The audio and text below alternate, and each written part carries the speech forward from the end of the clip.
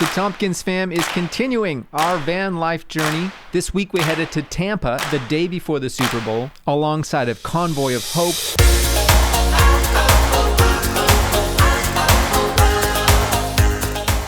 Here we go. One, say two, cheese. 3. Woo! The Tompkins fam has arrived in Tampa, Florida!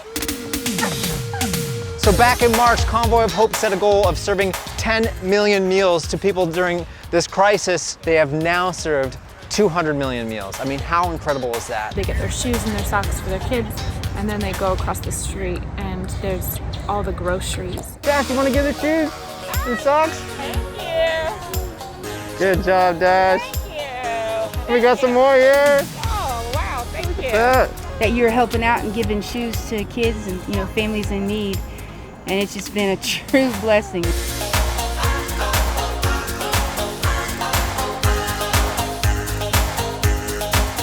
Yesterday we were at Target and I had to get Dash new shoes because his other ones don't fit, so we're just gonna get new ones.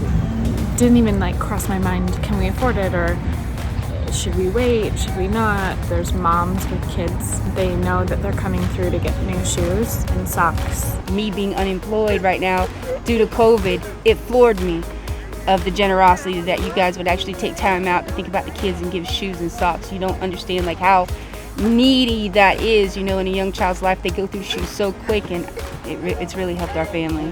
To watch these mothers coming through, and most of them, they're just so happy, just smiling, knowing that their kids are gonna be taken care of. I think that's so incredible. I wish that we could just all embrace life that way. This love,